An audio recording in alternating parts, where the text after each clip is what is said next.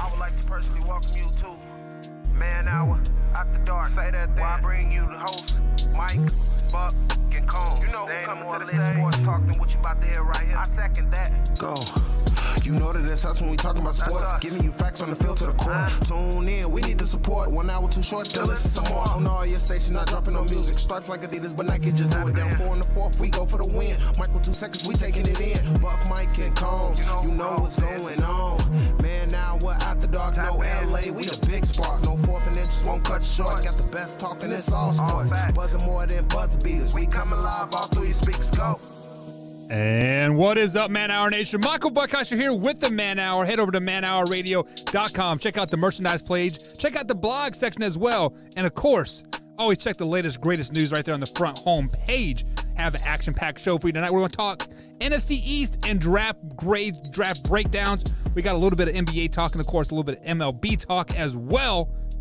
But first, if you are youtube.com/Man Hour right now, hit that like button, hit that subscribe button, and also hit the join button. You can become a member as little as 99 cents a month over there on the Man Hour. You get discounts on merchandise. You get after-hours footage. You get free T-shirts. You get free hoodies for like a year. Starting at $9.99, you get a free hoodie every year. But before we get too carried away, let's welcome the man, the myth, the wet behind the ears himself, the Wyatt Williams at manhour_TWW. What's up, Wyatt? What's going on, man? Glad to be here. Man, it is.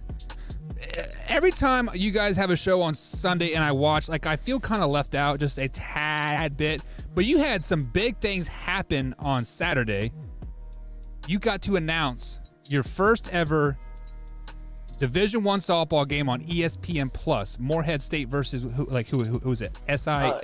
Southern Illinois University of Ellington, SIUE. They call them Suey they call them Suey like a pig at Morehead State.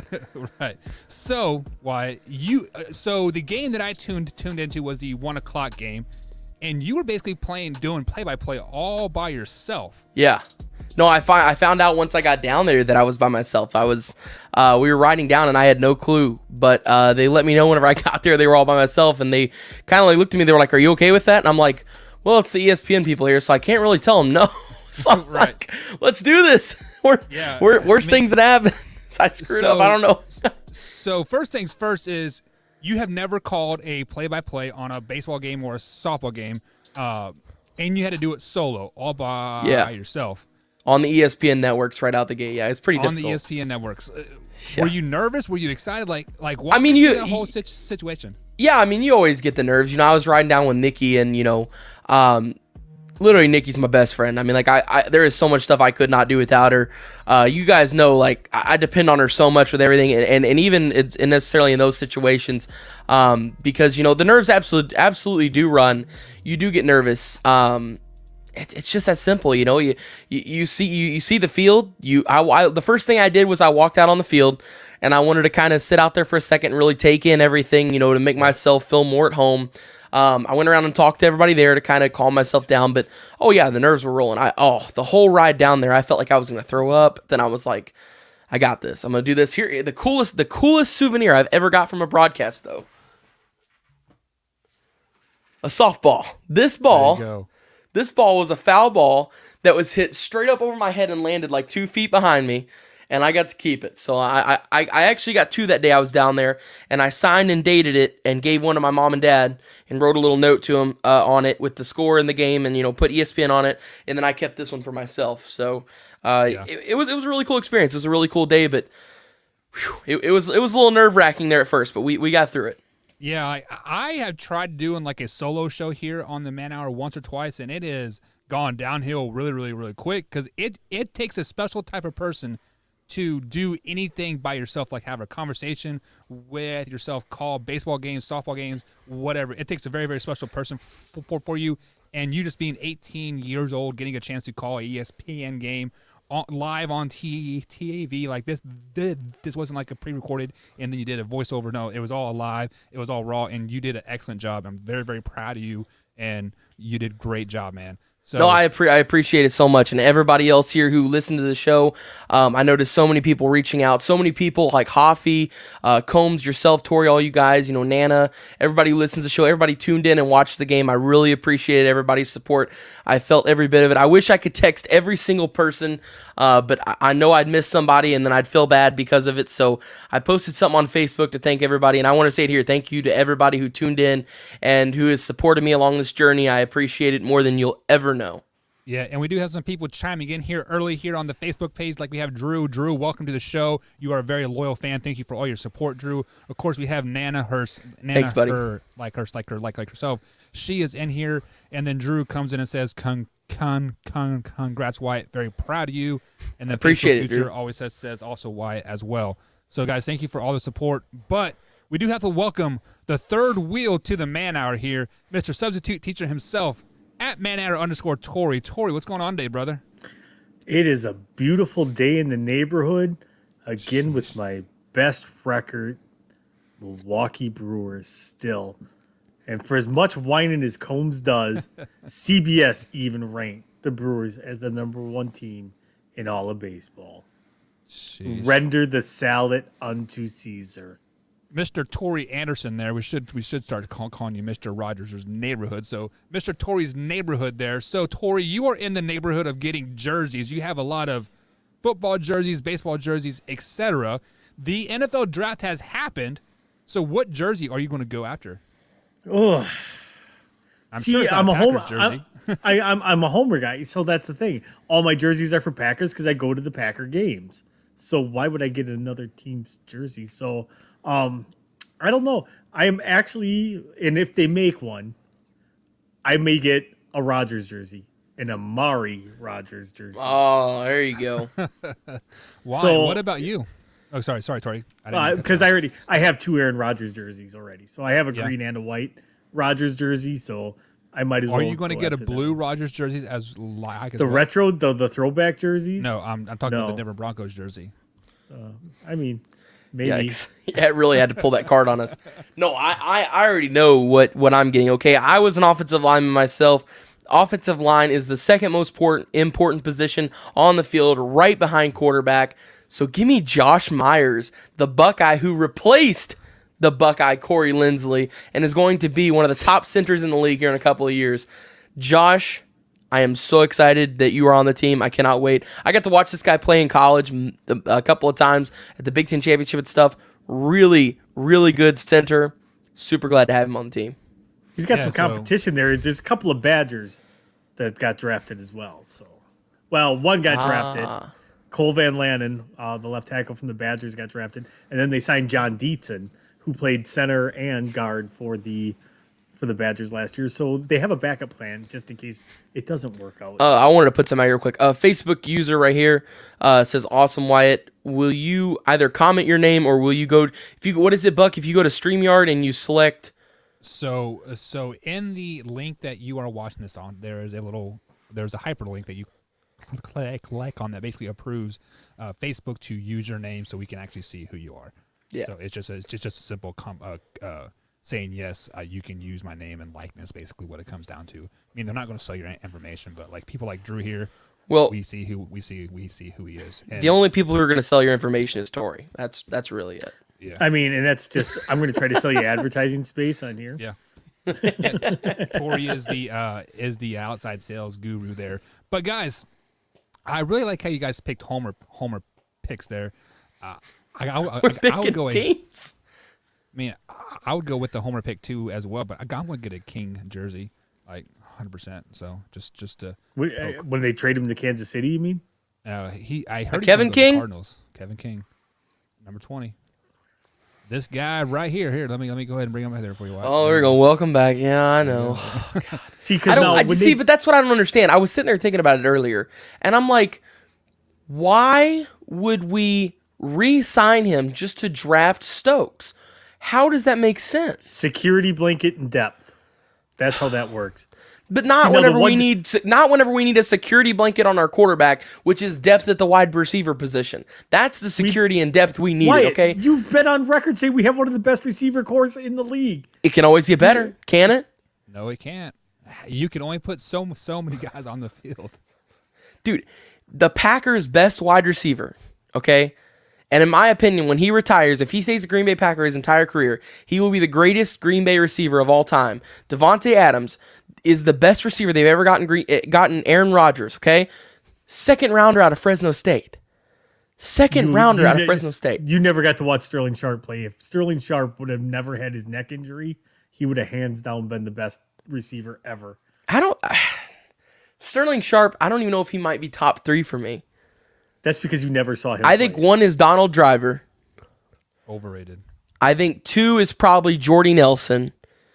And as of right now, I think 3 is Greg Jennings until... Again, you're missing Don Hudson, who is one of the... Yes, you're right. Hold on. You're right. I totally messed that one up. I take that back. Give me one more try on that one. Take off Greg Jennings, and I'll put in Don Hudson right there at 3. There you go. You are right on that one. I messed that one up. Oh, youngin. Wow, this has turned into So much Packer to learn. Hour real quick. Sheesh. I did not know I was on You a better Green ring Bay the bell Packer because I'm show about here. to take him to school on it. So, guys, like we do have an action-packed show happening for you guys. We're going to break down the NFC draft picks and grade each one of their picks. We're going to introduce a new game later in the show called Guess Who, where Tori and Wyatt will have to ask yes or no questions to me to guess an athlete.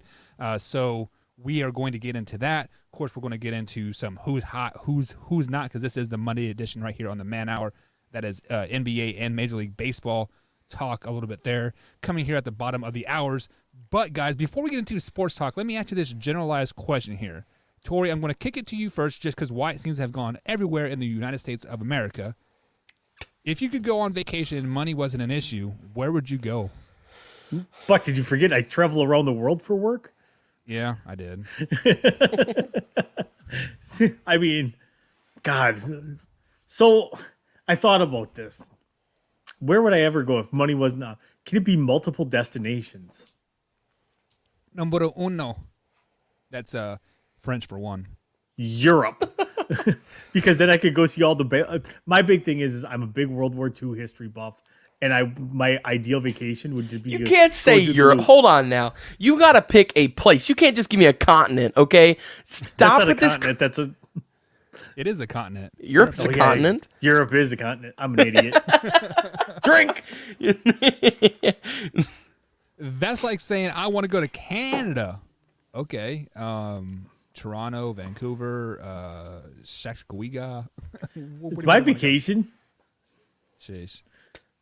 So I don't, because like I've been to Hawaii, which a lot of people would say, I don't want to go to Australia because something will probably kill you in 3 seconds being there. You're never safe there. I've been to Australia. It's actually really, really beautiful. That's what everybody said. I can't go there. I'm a felon too. I'm a felon in Australia. Why?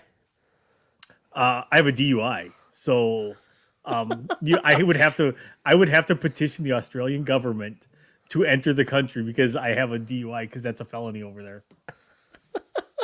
It's a felony here too, isn't it? No, it is not. Oh. It's close. Well, it's not a misdemeanor. So weird fact, in Wisconsin was the last state to make driving under the influence a misdemeanor. Up until 2008, it was considered a traffic fine. Of course, the state full of beer and cheese was the last one to throw it in there. So now it's just a misdemeanor. You don't even get any jail time or anything until like your third one here. Oh my God! Remind me never to live there or go there. Yeah, exactly. Why? Quickly before we go to break, since Tori's going to waffle around the answer, give me where do you want to go? Simple, very simple. The most. We don't really care where you want to go, Wyatt, because this is the Man Hour, and you have to be a man to go on vacation. No, I'm totally kidding, Wyatt. Where do you want to go, man? Simple, very simple. The most beautiful place in all of the United States of America, Portland, Maine. Portland, Maine. Portland, Maine. It's beautiful. Okay, there you guys go. So if you guys would like to help Wyatt go to Portland, Maine, hit that like button right now. Share us with a couple friends as well. And Tori wants to go to Europe, so I guess you can hit the like button and help him out too as well. But guys, we're going to take a quick little break. On the other side of the break, we are going to talk NFC draft grades. We're going to start with the Dallas Cowboys, the best team in the NFC East, and work our way down. Right here on the Man Hour, guys. We will be right back right after this.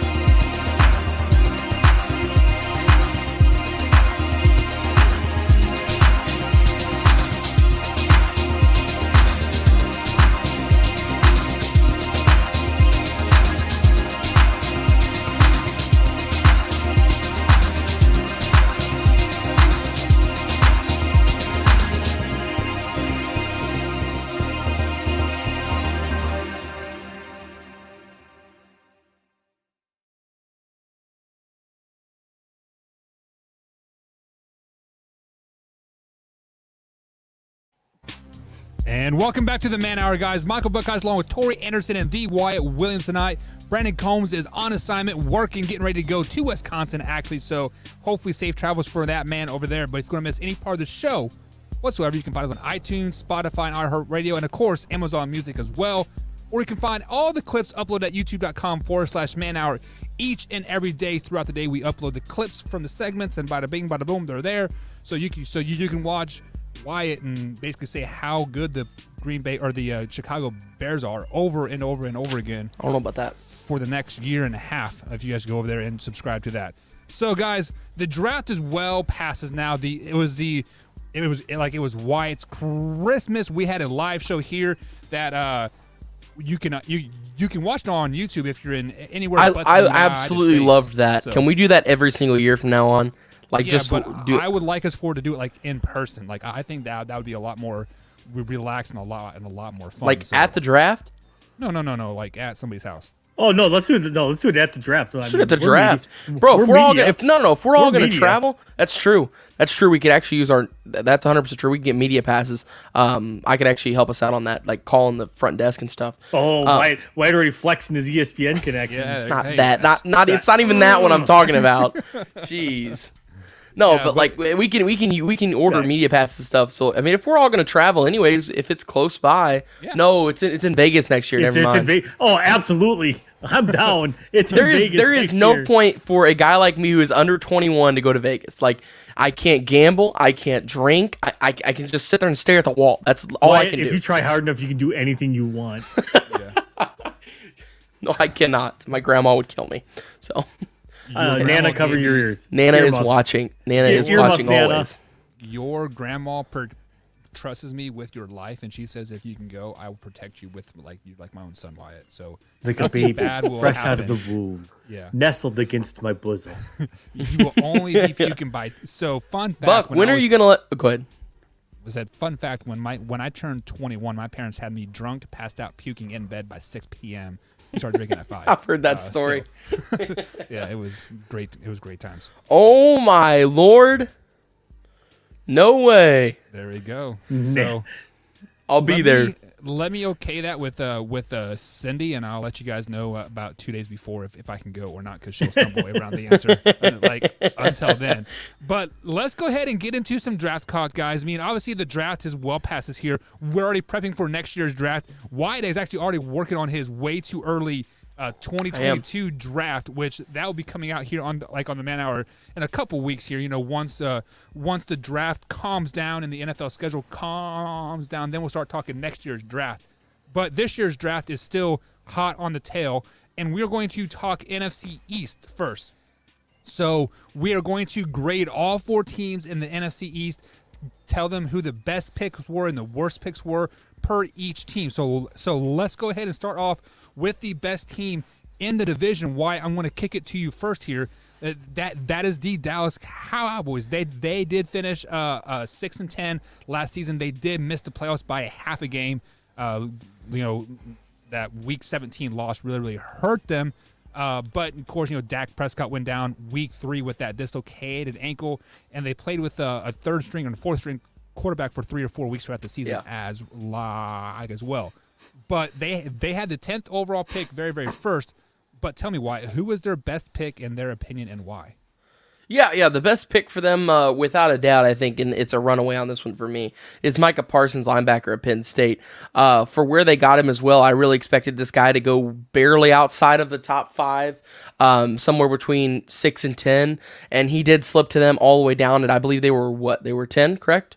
12. They traded back to 12. Oh, yeah, they traded back. So that's right. I forgot. So they traded back to 12. They knew Micah was still going to be on the board, so they moved back, gained some picks, and still get the guy they want to add to that already incredible linebacker core. So I think Micah Parsons out of Penn State, the linebacker, who is incredibly athletic, fast, just a take your head off kind of linebacker, can work into coverage, can be on the run support side of things, can blitz off the edge, whatever you really need this guy to do. He's a Swiss Army knife in a linebacking position, which is scary, and he adds to Leighton Vander Esch, who, if he was healthy, is a top linebacker in the league, and Jalen Smith, who is a top linebacker in the league. So adds to an already stout and incredible linebacking core.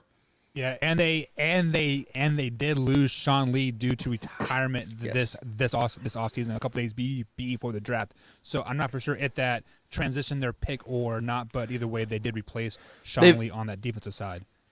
Yeah, they've already got their next Sean Lee. It's Leighton Vander Esch.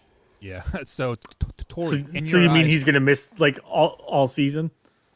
Because Sean Lee retired and already probably played more snaps for the Cowboys this year than he did the last 3 years. So with the whole addition by subtraction. With that being said, there, Tori, who is your best pick in your eyes for the Dallas Cowboys this season in 2021 NFL draft? For me, they had a deep linebacking core already, so I didn't go Micah Parsons. For me, it was Kelvin Joseph. They lost Byron Jones, last year in free agency to the Dolphins. They were very thin and very weak at the corner position. They picked up Kelvin Joseph. That kind of solidifies that position. He's a good-sized corner. He's got great speed. Built, in my eyes, a lot like Byron Jones was. So if they can get the same kind of production out of Kelvin Joseph that they got out of Byron Jones, it's an absolute steal of a pick for them. Yeah, so just so you guys know, Kelvin Jones was a cornerback out of Kentucky. They got them in the second round with the 44th overall pick. So you guys are giving me their first 2 picks as the best picks for the Cowboys this season. But Tori, I'm going to kick it to you first here. Who was their worst pick? Not far behind those picks is Nashawn Wright, who is also another corner, very tall corner, 6'4" cornerback. You don't see many 6'4" cornerbacks in the league. He's got good speed, but the thing is they picked him about a round too early. He could have been, about a 5th round pick, and I think they took him in the 4th. Yeah, he was the third. Yeah, he was their third round pick, 99th overall. Yeah, so he probably would have been there in the 5th round. So I do think that they reached quite a bit for him into a position that you already addressed. So if you thought really highly of Kelvin Joseph, what do you need Nashawn Wright for? But there again, as they say, you can never have enough depth. So we'll see in the end. They may convert him into a safety. Just with his size, I could see him maybe potentially getting converted into a safety. Yeah, and he was their 5th overall pick for the Cowboys there, and they went 7 straight picks on the defensive side of the ball, really adding depth to that defensive side. But Wyatt, who was their worst pick or maybe stretch in your eyes? Well, I was going to go with Nashawn Wright, so Torrey literally covered everything that I was going to. You know, like he said, 6'4" corner. He's got the length, but, you know, at the same time, he was one of the only corners coming into this draft that, like, you really hadn't heard much about. And like you said, they drafted Kelvin just before that, so there really wasn't a need for that, and it was a reach as well. They could have had him in later rounds than what they got him. So, like I said, kind of doubling down on what Torrey said because he nailed it. Got the nail right on the head with the exact same player that I was going to pick here. But yeah, Nashawn Wright out of Oregon State, and he also came out and said that he was going to be the next Richard Sherman, and that's not happening. So there you go. That's usually not the best thing in the world to say. The thing is why I don't like that pick is they still needed to address stuff with their offensive line, and I touched on that yesterday. They could have used that pick to pick up an offensive lineman because there was still a lot of really good linemen left at that point in the draft. Oh yeah, for sure. Yeah, that was the one thing that kind of threw a red flag to me was the Dallas Cowboys only drafting one offensive lineman, Josh Ball out of Marshall, I think it was, the Thundering Herd. They got him in the 4th round with the 130th overall pick. But you realize that they've lost 3 offensive linemen from their stout offensive line. I mean, they arguably had the best offensive line, just 3 years ago? 3 years ago, yeah. And injuries and neck operations and back issues, you know, that makes the line really, really thin, really quick. So only getting one offensive lineman is kind of like what are you guys doing there? I mean, like, yes, I know the defense had issues, but the offensive line issue had more issues because if you would have had a better offensive line, you may have had your starting quarterback all season. So why I want to kick you first here, giving that the Cowboys had 11 draft picks this season and they went 8 of them on the defensive side of the ball, what would you give their overall grade and why? Yeah, so, I mean, you know, you mentioned them, majority of the picks for them being on the defensive side of the ball, and, you know, the defensive side of the ball being where most of the work needed to be done. So I will give them that. I will say, as for addressing their problems, I give them a solid B ranking somewhere in there. They could have went better on the offensive line, of course, especially on the offensive side, but when you look at the offensive side, there wasn't much need for tweaking because they've got one of the top offenses in the league. I mean, you know, and their offensive line, yes, they're old and hurt and stuff, but even at that rate, they're still one of the best offensive line. If you get Tyron Smith, Zach Martin, and all of them healthy and good to go for the season, they're going to be a top 10 O-line. I mean, it's just, I don't care how old they are, how, you know, broken down they are over the years. They're just all studs. They're all incredible guys on the football field. So, you know, as for addressing the offensive side of the ball, of course, they should have gone more with the, you know, especially with some of the later round picks with getting some offensive line depth, maybe some guys to sit behind those guys that are currently in and learn more and then eventually get tossed in. But overall, I'd say it was a pretty average draft. I think they addressed a lot of issues that were needed.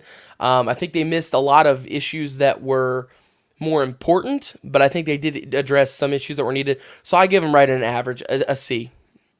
So Torrey, correct me if I'm wrong, but didn't Tyron retire this year because of the neck issue that he was having? I don't know if he retired or not.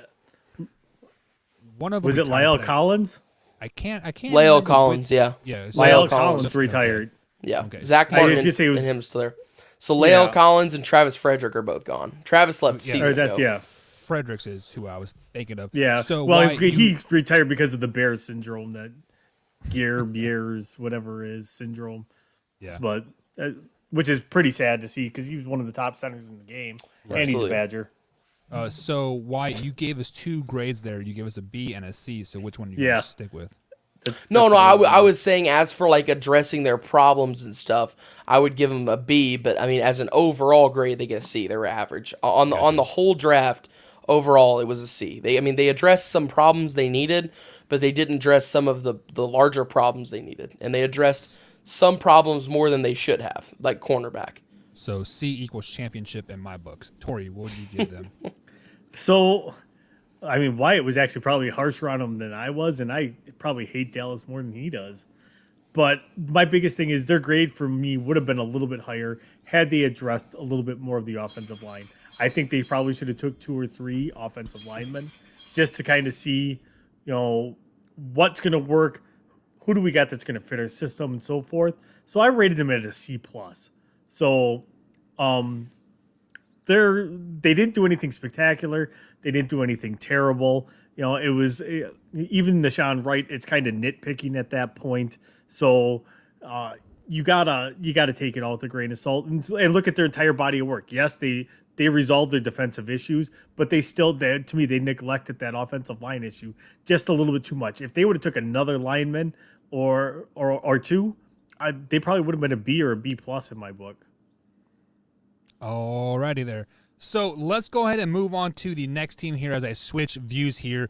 The Washington football team is next up here on the list. They did go 7-9 in the 2020 season. They did make the playoffs, but then they did lose in the first round to the eventual Super Bowl champions, the Tampa Bay Buccaneers. They did pick up a quarterback in the offseason, and they signed Heineke to a 2-year deal, and also releasing Alex Smith. So they kind of had a quarterback conundrum happening over there in Washington D.C. But Tori, I'm going to kick it to you first since you are top there on the screen. Who was their best pick? For me, it was Diami Brown. They picked up a dynamic receiver in the 3rd round. This kid probably should have went a lot higher in this draft. I was kind of had my eye on him, and I was kind of hoping the Packers would have took him in the 2nd round. But he was one of those guys that I just kept watching fall. And I'm like, is he going to go into free fall mode or is not? And then obviously the Washington football team stopped his free fall. And to me, that's going to be a great pickup for him. It's a great running mate to go up on the other side of Tracy McLaurin. So I absolutely love that pick. I think it's a great pick for them. Yeah, the Washington football team has a very young, good nucleus together there on the defensive side, and they're building on the offensive side as well. So Wyatt, who was their best pick in this year's draft, in your opinion? Oh, I think it's Jamin Davis, a linebacker out of Kentucky, their 1st-round pick. He is going to go down as a top 5 player in this draft. If you go watch his highlight tape in college, there is no reason for anybody in the top 10 not to give him a look, except for if you needed a quarterback. I mean, I think that's the only reason why I wouldn't have given him a look. If I already knew my guy was going to be there and I was going to go quarterback, then I would have gone quarterback. Jamin Davis, if you look at his college tape, it's outstanding. He comes off the edge screaming. He can drop back into coverage very well, as he provides a really good run support on the outside. So I think he's going to be a really good NFL player, a top 5 player, and they got him at pick 19. So got him at a steal. Yeah. So you have kind of gone safe picks here on your 2 top picks, being 1st-round picks and all. So with that being said, the Washington football team, they did have 10 draft picks here, but who was their worst pickup in your eyes? Well, and see, this one was tough simply because I think that the Washington football team had one of the best drafts of everybody out there. So I went with John Bates, tight end, Boise State, because they've already got a good tight end. That good 2 tight ends. That's really the only reason why I even chose that. But it's still a good pick. It adds some tight end depth. At the end of the day, Washington had one of the top drafts, so it's really tough to kind of sit down and pick which players that they went wrong with here, because I guess if I had to choose maybe John Bates, maybe that there was somebody else there that they could have went with, but I was very impressed by Washington, Rivera, and everything that they did on draft day. Yeah, and just to add to your point there, the tight end position was very, very thin in this year's draft. It was basically the fourth overall pick and nobody else. So and 2nd and 3rd rounders. Yeah, so taking a tight end in the fourth round may have been a stretch for any team. But Tori, who was your worst pick for the Washington football team? So I'm gonna quantify this by saying I love this guy's name and I hope he gets cut and Green Bay picks him up. Cameron Cheeseman. So they picked a freaking long snapper. Granted, a lot of people don't realize how specialized the long snapper position is. Very important. And when you get a good one, you just don't let him go because they're very, very hard to find. However, a lot of teams do not actually draft a long snapper specifically. And they did. And to me, that's just kind of a wasted pick. The guy probably was going undrafted. and I think they took him in the 5th round. I don't know. There was what, 3? There was 3 long snappers that got drafted this year. Carolina got one, they got one, and I think who's the other one? There was one other team I think that got a long snapper this year. And they drafted Carolina drafted a kicker in the 5th round too, I think, or something. Kicker I can see if their leg is big enough. Like I can see a kicker.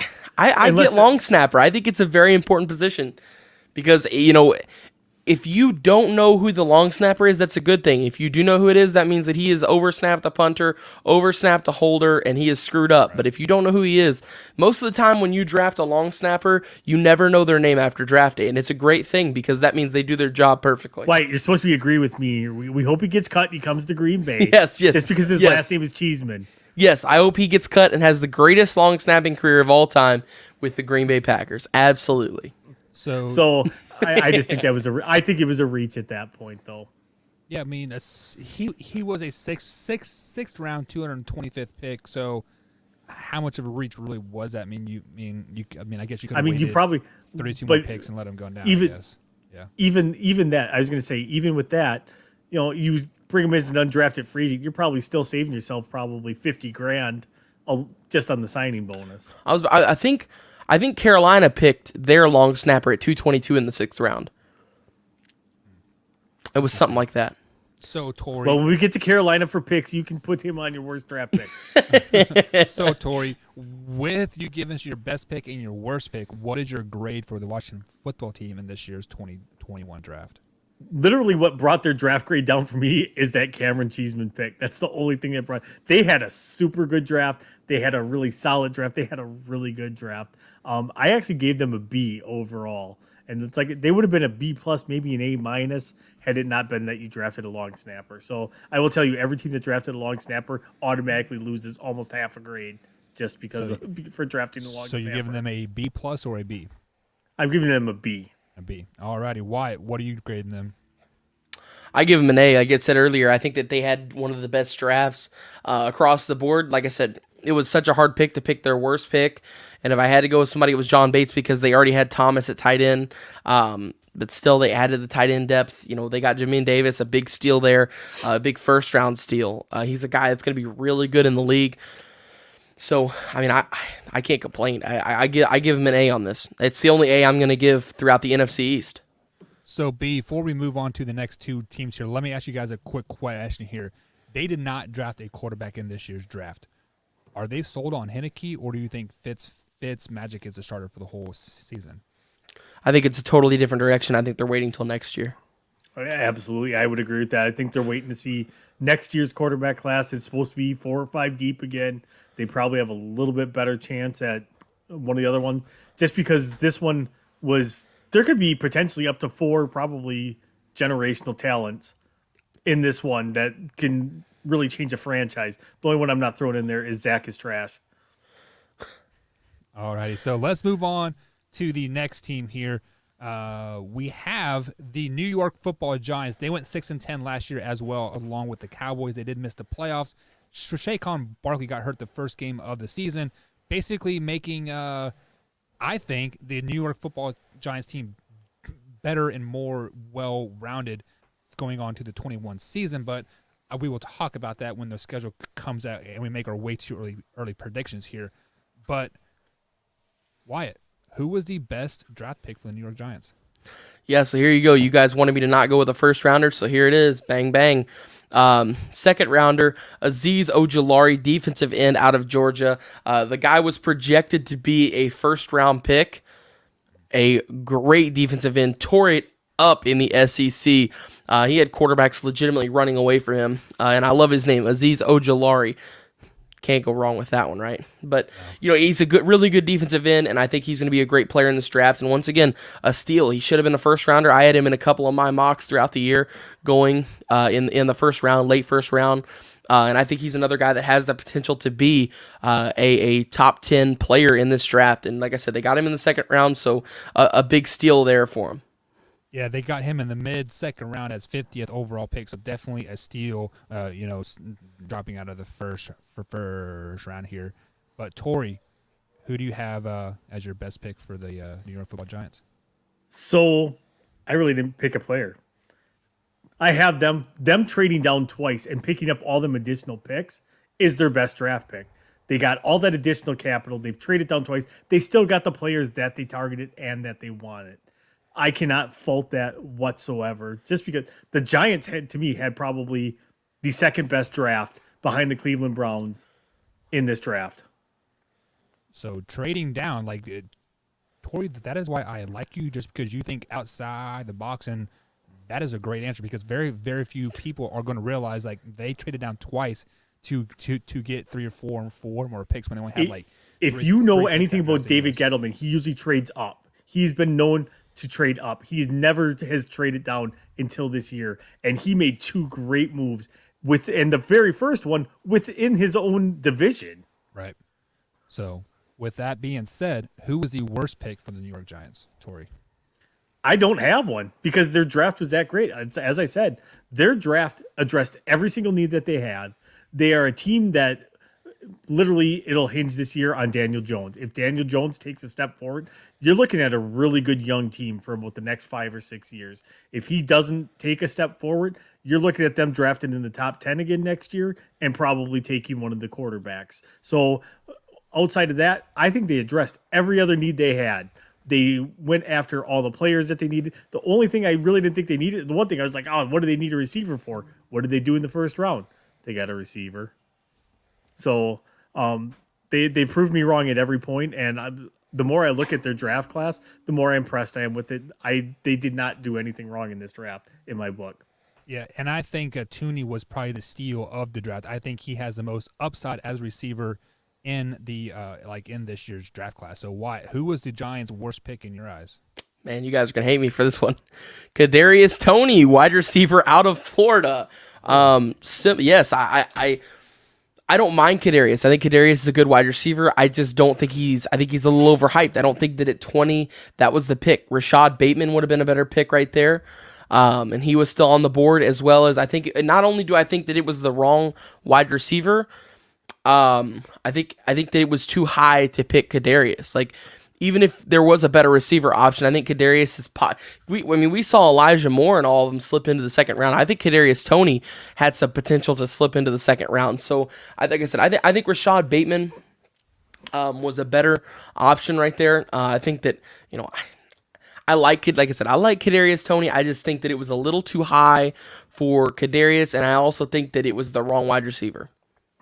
So before we give our draft grade, Drew comes up and says that they didn't draft any offensive linemen. They're leaving everything on Danny Dimes' shoulders, which they honestly they should. I mean, everything falls on your quarterback's shoulders. But they had a pretty good offensive line anyways. There was really no holes to fill on that. Yeah, they didn't have their offensive line was actually pretty solid last year. Yeah, it was decent. The only reason why Shaquan got hurt is just a freak accident, sometimes your ligaments give way and things happen. It's just wear and tear on the body. As the Tori, I believe you were the one that says there's a lot of tread on those tires, or not a lot of tread on those tires. Isn't that your little saying? Yeah, usually it works either way. So with that being said, Wyatt, what grade would you give them? Man, me and Tori are gonna go polar opposites here. Tori's going to go somewhere on the A or B range. I'm going D. I was really, at the prospects where they got all of them, I was really not impressed. I thought the best pick they had, and it was really, in my opinion, the only pick that was a B-plus pick, was Azeez Ojulari. I think that was really the only one that caught my eye, and I was like, wow, hey, that was a good pick. I do agree they had a good offensive line last year. I still think they could have addressed a couple of issues on the offensive line. But, I really, I liked that they traded back. I think it was good that they stacked up on some picks, but I think they went way wrong with the wide receiver. I think they went way wrong with, which wide receiver it was and where they drafted that wide receiver. So if they were looking for Kadarius Toney, then they should have traded down even further. I mean, they like I said, they could have got Kadarius Toney probably at the 30 spot, 32 spot, maybe even into the second round. It all depends. So I give them a D.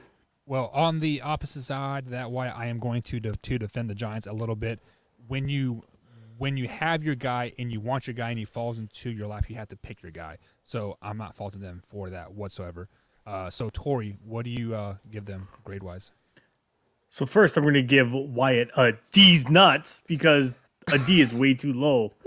So, no, they had a great draft. They traded back. They picked up another first rounder next year. So based off that alone, they're getting an A. You can't give them anything but an A. They addressed their needs. They made their football team way better, and they picked up another first rounder for next year. Where do you give them you can't give them a D. I'll tell you what. That's like saying I'll give them a C. I'll give them a C because you're right. They did collect a pick for next year. So I will correct myself. I will move it to a C. So you are basing your grade from what Tori said because they picked a pickup for next year. No, I'm just saying, like I said a minute ago, I do think that it was good that they had traded down and stuff. I did like those moves. I think those were good moves. And Aziza Ojulari, I mess that every single time I mess that up. So I don't think that was a bad pick. So I'll tell you what, I'll give him a C minus. All right, so C minus. So we've had a D, a C, and a C minus. Which one is it, Waffles? It's a C. C minus. It's all the same. You know what I'm talking about. Jesus. D equals diploma, guys. D equals diploma. That is all we need to know. D's get degrees, baby. So moving Double on D's get A's. Nice. Love it. So with the worst team in the NFC East last season, you do have the 4-11-1 Philadelphia Eagles. They obviously did miss the playoffs last season, having the worst record in the division, and they also cut ties with Carson Wentz, a top 15 quarterback in the NFL. But they did move up to the 10th spot, right, guys? Yeah, so they traded with the Dallas Cowboys. They moved up 2 spots in the draft. So, Tori, I'm going to give it to you first. Who was their best pickup in this year's draft? Hands down, Devonta Smith. It can't be anybody else besides Devonta Smith. Yeah. That wide receiving core is so decimated by injuries, has been so rattled and so torn apart. They had to go receiver. Like, literally, there was no other pick. You just took whatever receiver fell to you when your pick came. And they traded up with the Giants. So they went up and they made sure for sure that they got their guy. So I can't fault them for that at all. Hands down, Devonta Smith. And I think he would have fell to them in the 12th spot, but you never know. No. You may like we see a bunch No of way. smoke and mirrors and stuff happening. But why? Who was your best pick for the Philadelphia Eagles? No, I agree 100% because if they would have stayed at 12, the Giants would have taken him right there. Without a doubt, I can promise you that right now. That was the lowest. 10 or 11 was the lowest that Devonta Smith was going to go. There was no lower than that he was going to go. And the Giants are sitting there with their mouths watering. They got their hands open, and then all of a sudden they're caught with their pants down. The Eagles come swooping in. Get the reference there, swoop. Come swooping in and make a great pick, in my opinion. I think it like Tori said, there's nowhere else you can go with this. I mean, it was the best pick the Eagles had by far, and it's not even close. And I think it's a top 5 pick of the first round. I think it was a great pick for them. Like you said, the receiving core, horrible. I mean, they need help everywhere and anywhere they can get it. Greg Ward showed some signs of being okay this year. You had like Travis Fulgham was okay this year, but nobody really stood out as, anything crazy. Even the rookie they got last year, Jalen Reagor. He was still riddled with injuries last year. Couldn't really do anything, and I still think he's a good wide receiver. But I think it's a great pick. It adds to the wide receiver core that they needed. And I think that they had a really good, and this is kind of my honorable mention in a way. If they didn't go with Devonta Smith, I wanted to mention Landon Dickerson also as well was a good pick that they had in the second round. I was kind of torn on both of those picks because I was like, God, Landon Dickerson was a really good pick in the second round too. So, but wide receivers, their biggest need. They were a walking mash unit. Yeah, and I think that they solved a lot of offensive line stuff as well throughout this draft. Yeah. Yeah, and just to add to Drew's point here, Hurts and Smith did play together in college at Alabama. I believe they won a national championship together as well. There were a total of 5 college and receivers that play together that are now on the same team in the NFL, if I'm not mistaken. So if you guys would correct me if I'm wrong on that. But Wyatt, we always talk about the best, and we always got to talk about the worst. And the Philadelphia Eagles are riddled with worst picks and worst records in the NFC. So with that being said, who was their worst draft pick? Yeah, I think that their worst draft pick was Milton Williams, defensive end out of Louisiana Tech. I wasn't really very, excited with this guy's tape. Wasn't really excited with where he went, what he did. He was an alright defensive end in college. He was a solid, okay pick for them. I still think there was a lot of better picks that they made. This is really the only pick that I kind of didn't understand for them because they've already got Ingram. They've already got a solid enough defensive line. I think they've got plenty of other issues they needed to go after with that early of a pick to go after him. Wasn't really impressed with it. So if I had to pick a bad pick, I think that's really the only one. Except for the second time they went defensive end in this draft too. And letting go of someone was a horrible pick, but we'll address that later. Tori, worst pick of the Eagles. I went with Marlon Tupeluto. The guy's a defensive lineman, stronger than an ox, but doesn't do anything. He's not great at rushing the passer. He is not great at stuffing the run. He's just really good at holding up a block, and that's about it. He doesn't have very good lateral movement. He's a straight line guy, and if you're going to be a straight line defensive lineman with all that strength, you better be able to rush the passer, and he can't do that. So I really struggled to see what his fit on that defensive line is going to be, unless they think for whatever reason they can teach him another direction than straight ahead. Yeah, and the Eagles also drafted 2 defensive tackles and 2 defensive ends in this year's draft. So that kind of was a head scratcher to me. But I'm not the one making the judgments here. You guys are. Tori, what did you grade the Philadelphia Eagles? Overall, I gave them a B. Just because they addressed a ton of their needs. The big one, obviously, being wide receiver. They needed to find somebody to be that number 1 target.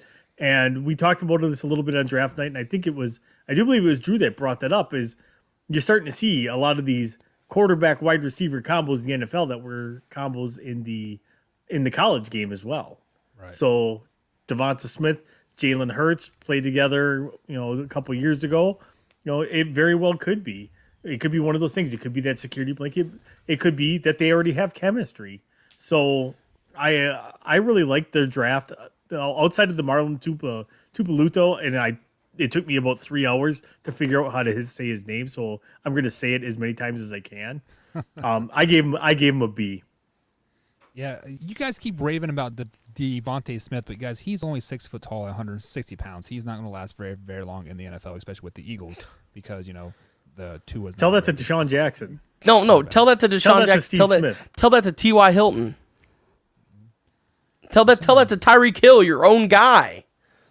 Tyreek Hill is not a very good receiver without Patrick Mahomes, but rolling with my homie. Weapon is a weapon. With that being said, Wyatt, I'm going to get so drunk tonight. Draft grade. I give him a B as well. I agree with Tori. I think they addressed a lot of needs, and I think that Devonta Smith falling to them was huge for them, as well as Landon Dickerson with that second pick. Landon was a guy that could possibly go in the first round. I think that he was a decent pick. There at the second round, I think that it was really cool for them to be able to get him whenever a lot of teams liked him in that first round, but somehow he fell. So B. All right, so we guys got both Bs for the Philadelphia Eagles here, but it is time to take our next break. On the other side of the break, we're going to dive into the NBA a little bit here. Wyatt Williams is going to tell us who's hot and who's not. NBA edition. Playoffs are just around the corner. Why weren't they 2 weeks away? Yeah, something like that. So close. It's getting close, and LeBron James is getting butt hurt more and more and more each and every day. So he's quickly falling from my GOAT status, to be honest with you, just because it's his antics. LeBron! Ridiculous. We'll be back here, guys, on the Man Hour. Have fun. We'll be back.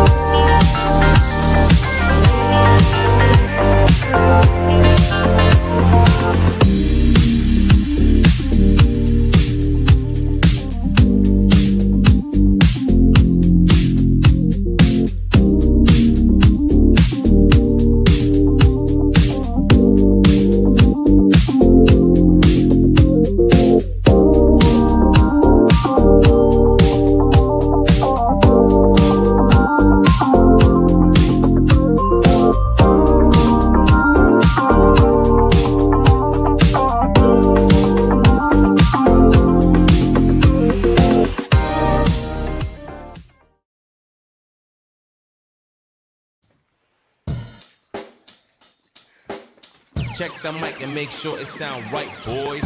And welcome back to the Man Hour, guys. Michael Buckeyes along with Tori Anderson and the Wyatt Williams. Tonight you can find us at manhour_Buck, manhour_TWW, and of course manhour_Tori, all active on the Twitter machines every now and then.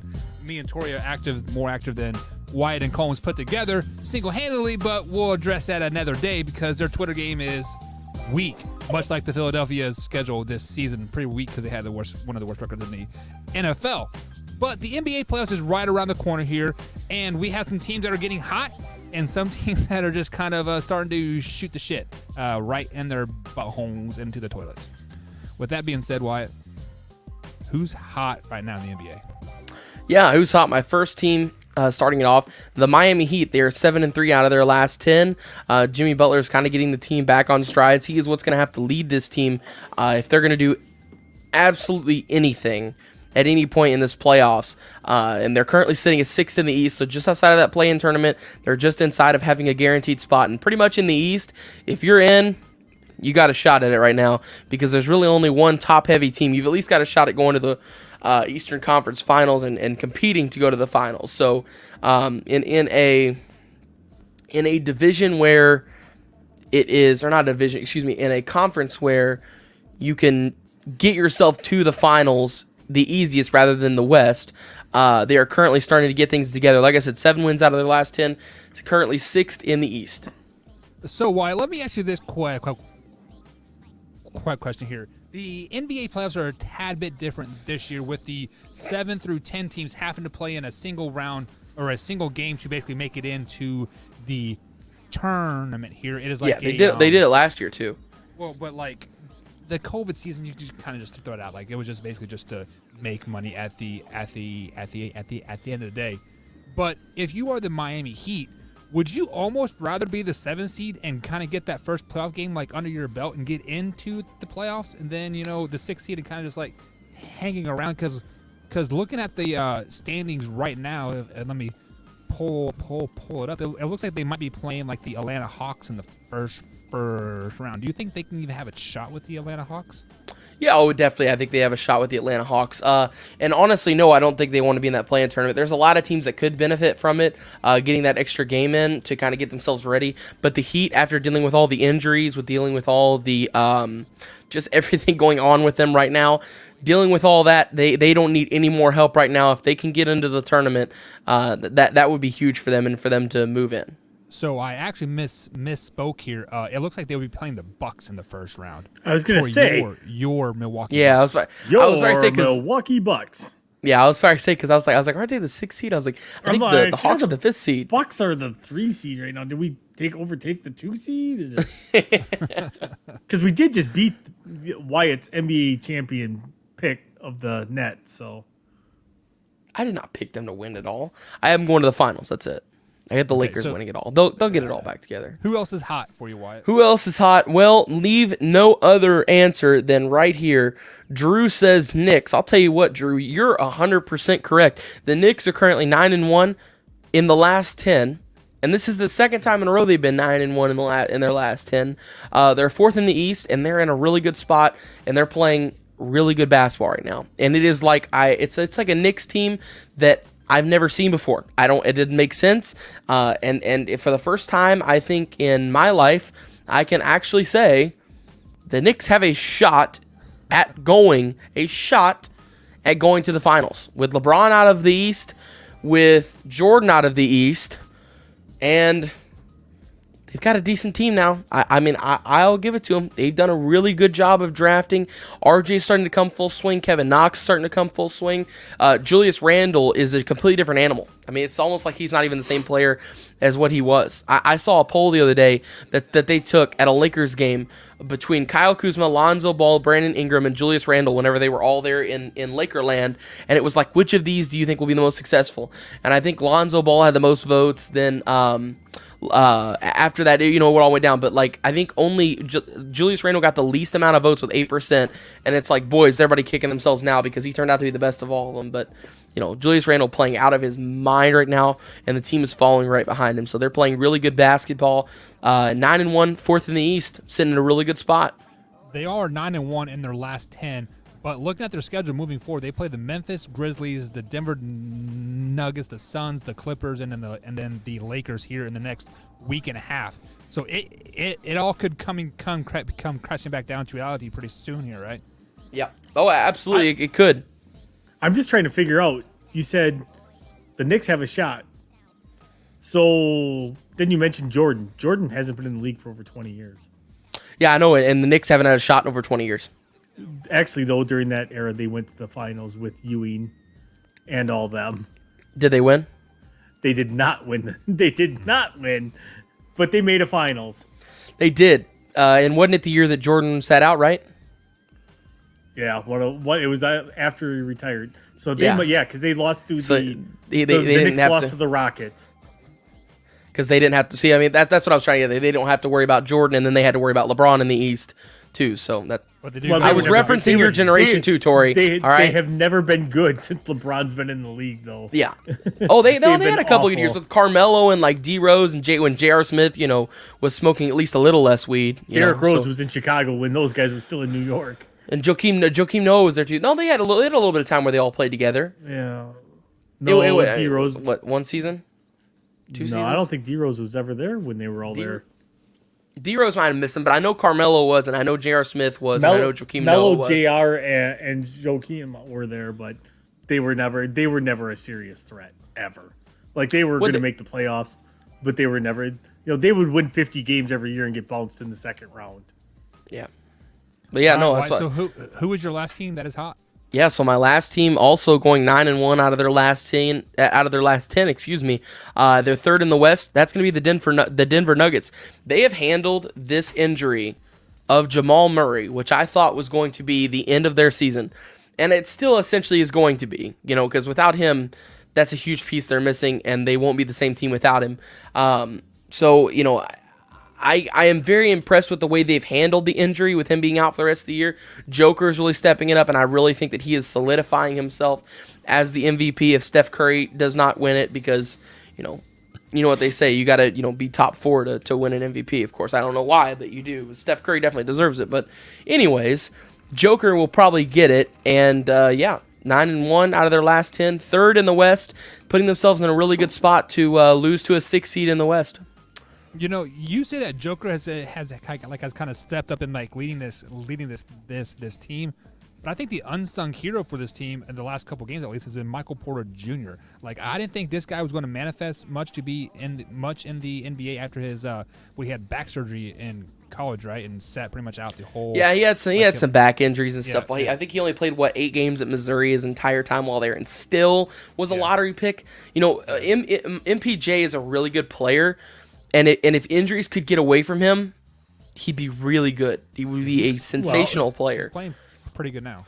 Right? Yeah, he is. If you watch the playoffs last year, though, that was his coming out party last year in the playoffs. He had a really good playoff run last year. So it's all just kind of starting to come together on a more consistent basis with him these days. Yeah. All right. So starting to kind of chain it together. So just to review here, your 3 hot teams in the NBA right now are the Nuggets, Knicks, and of course the Miami Heat. The Heat are hot. Yep. Do any of them make a finals run? No. Okay. No. So let's go ahead and move on to the opposite side of Heat. It's cold. Who is cold?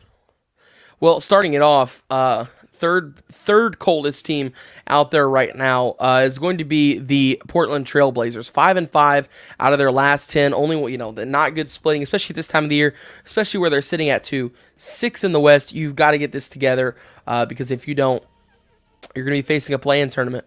It's that simple. So the Trailblazers currently sitting in 6th in the West. Dame is, I don't know what it is. They just can't piece together a bunch of wins. They're kind of struggling over their last 10. They've had 5 good wins, but also 5 losses to kind of drag it down as well. So nothing too impressive from them so far. Right. On the bright side for them is that the Lakers are kind of a duck on the pond. They may look calm on the surface, but they are a sinking ship right now. LeBron James has basically said that he will never be healthy ever again.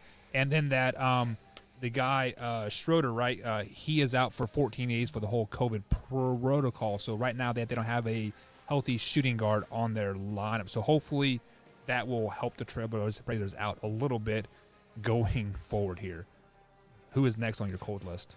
Yeah, next is going to be, we're heading back to the East here. That's going to be the Atlanta Hawks. They're 5-5 out of their last 10, the exact same. Currently sitting at 5th in the East. They've dropped back from 4th to 5th now. And the Hawks are a team where they could become a threat in the playoffs. They could have one of those runs. They've got a solid enough lineup. I don't think they will, but they are definitely a team that could do it. For sure. So Atlanta is a good team. They've got Trey.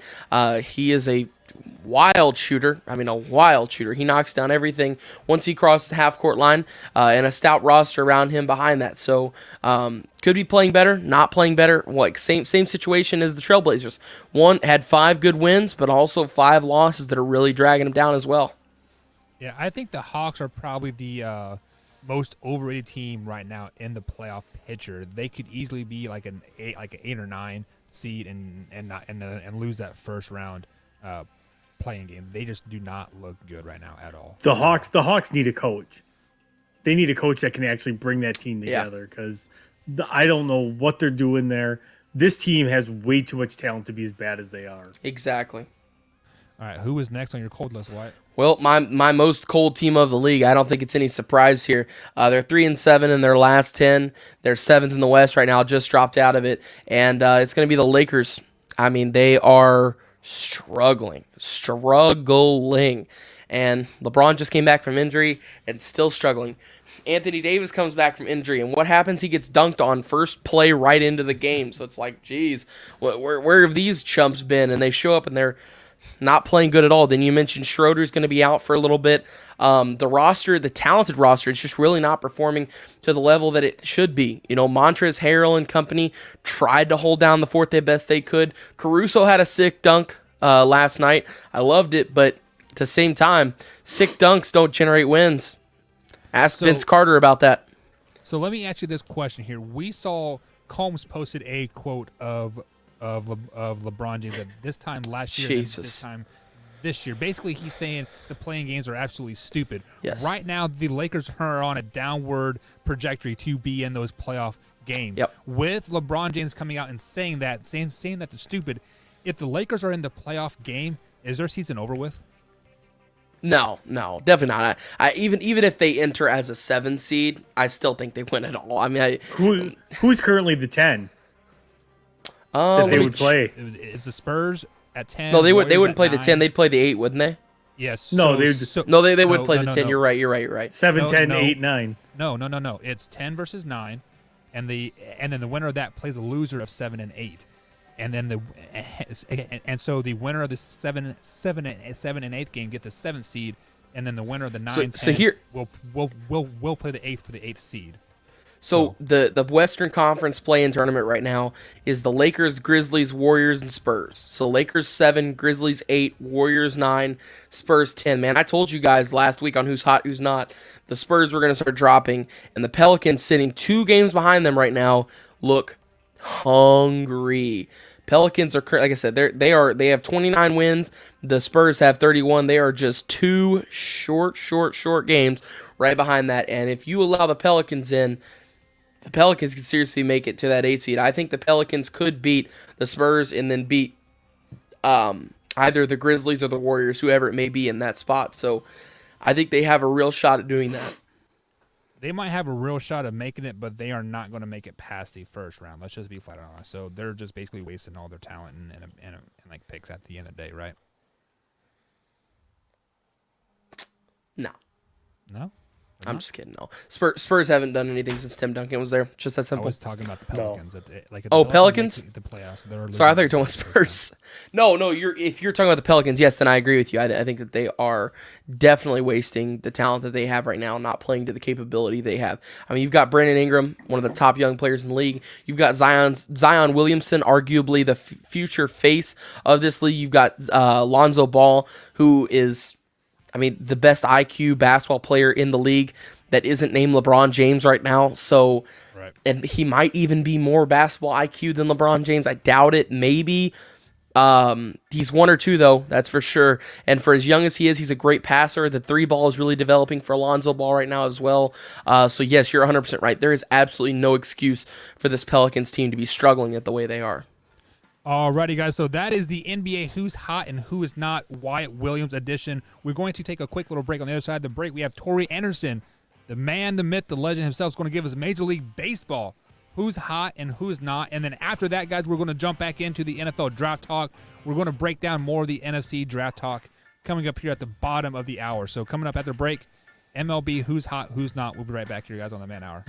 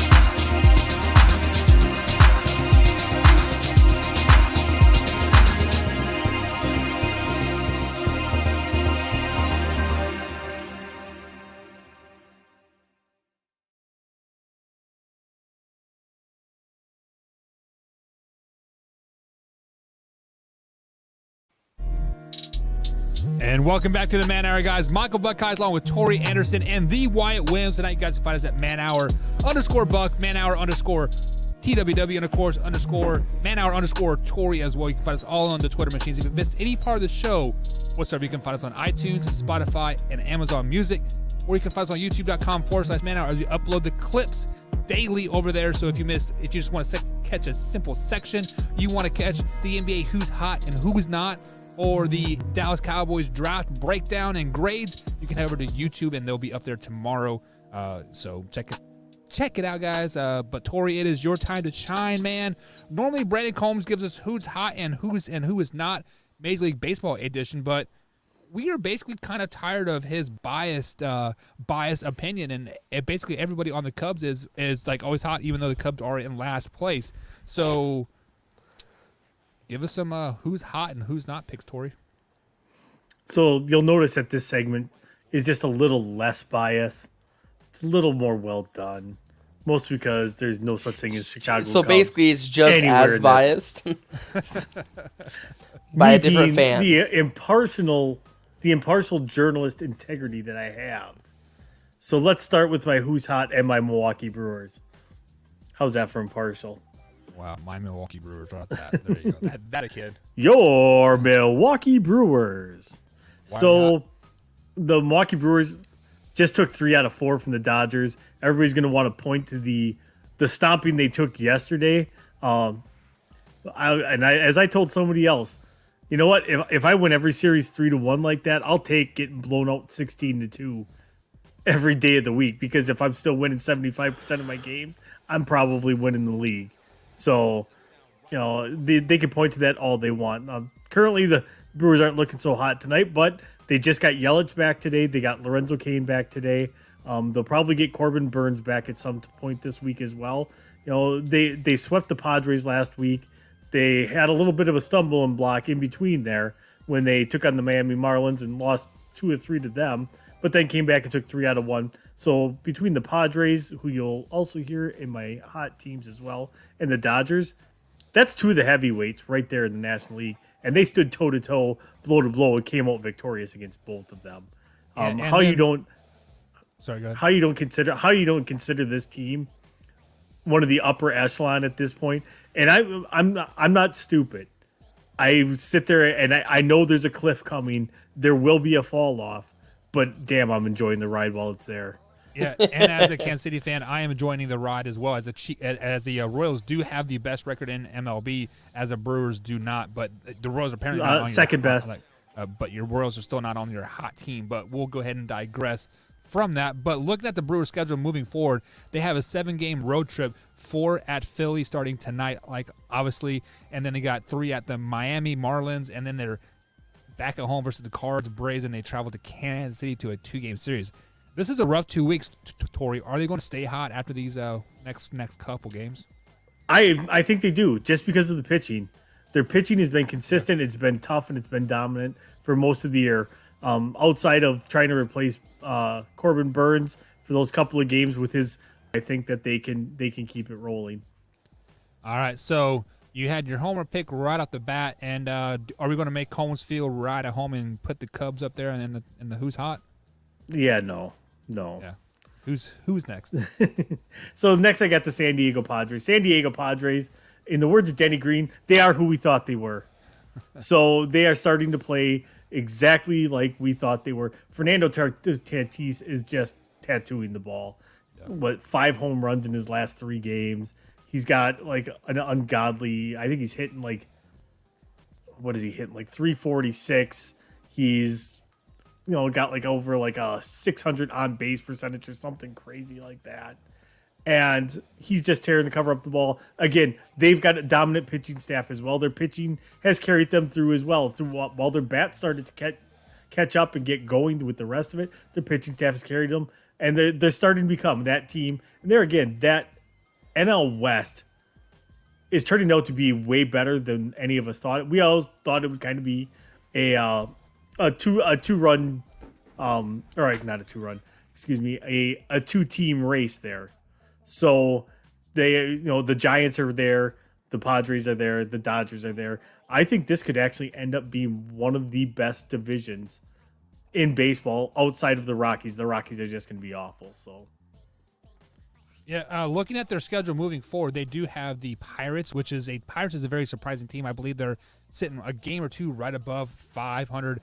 And then the Giants, I believe they were 3rd or 4th on Hockey's power rankings just last night. So they do have a couple 3-game series moving forward here. But do you see them kind of still keeping stride and keeping the bats alive and pitching, dominating versus these next couple teams? I do, just because this is a team that's starting to find its groove.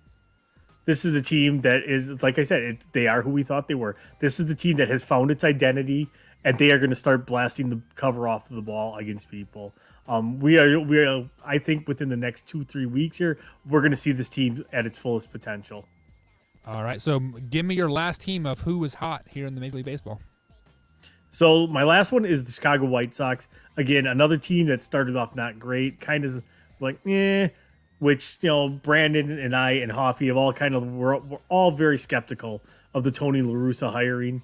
I'm still not completely sold on it, but they're playing great baseball right now. Yerman Mercedes is one of the biggest, most pleasant surprises in all of baseball so far this year.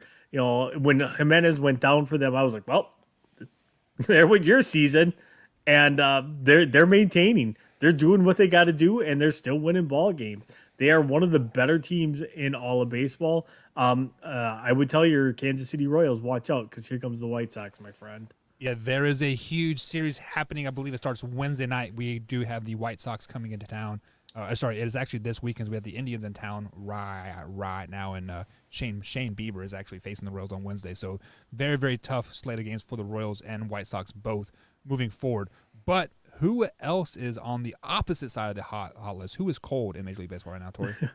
Man, the Pittsburgh Pirates. The Pittsburgh is right around that 500 mark. Don't expect them to stay there. They're starting to fall off. They're starting to become the team that we know that they are. They may have surprised some people early on. They do not have the pitching and they do not have the bats to keep up with everybody else in the league. They will be on the bottom of this division. Unfortunately, I do believe that Mr. Combs's Cubs will crawl out of the basement rather soon here, and the Pittsburgh Pirates will be firmly entrenched there for the rest of the season. I mean, Yeah. I'll still be okay if the Cubs are in that second to last spot. Yeah, so actually the Pirates are now 3 games below 500. They are 12-15, losing four in a row after taking the series from the Tigers, the Twins, and taking a game or splitting a series with the Kansas City Royals as well, and they got swept by the Cardinals. And then they traveled West Coast to take on the Padres. So it doesn't get much easier for them moving forward. But who else is cold in Major League Baseball? You've mentioned them, the Detroit Tigers. The Detroit Tigers are just they're the void of Major League Baseball these days. They're the team that people start writing into their contract of I have no problem being traded to anywhere besides Detroit. If I will absolutely not go to Detroit. People that know us, Packer fans, back in the 70s, these Packers weren't good. Players used to do that. You would hear players talk about that, about I will be traded anywhere but Green Bay. And I feel like that's what Detroit is these days. They're kind of just that void. They don't really have a direction. They've got some good young talent, but it doesn't seem like they ever try to add on to their young talent by making moves with some of the players that they have now. Like a couple years ago, they'd have been smart, like 3 years ago to like trade Iggy. Let him finish out his career, maybe chasing a ring. Maybe he didn't want to. I don't know. But however, moving some of those aging stars and those aging veterans, A, getting those contracts out of there, B, getting some talent into that pipeline, something to give your fan base to be excited about. There again, the Tigers aren't a major market team. They're a small market team. You have to know where your windows are, and you have to play accordingly, basically to those rules. We all know that there's 2 sets of rules in baseball. There's one for the guys that can afford everybody, and then there's everybody else. Right. So speaking of the Tigers here, things were looking up pretty well about a month ago. They swept the Houston Astros at Houston. Since then, they have won 2 games out of their last 20. So definitely not very hot right now. So who is your last cold team in the Major League Baseball? So my last one is the Miami Marlins. The thing is, they're cold, but they are young. And that is a team that has a ton of young talent on it. And I think they're going to go through their lumps this year. They're not going to be very good. They're going to lose a lot of games, but you have to learn how to lose in order to figure out how to win. And I think that's where this Miami Marlins club will go. So they will take their lumps. They are not going to be very good. So they've lost, I believe, 3 in a row up to this point. Yeah, they just got swept by the Nationals, but then they did take a series from your Brewers. So they did. So it's like I said, they've got young talent. They're not hopeless. Pittsburgh feels hopeless. Detroit feels hopeless. Yeah. Miami does not feel hopeless.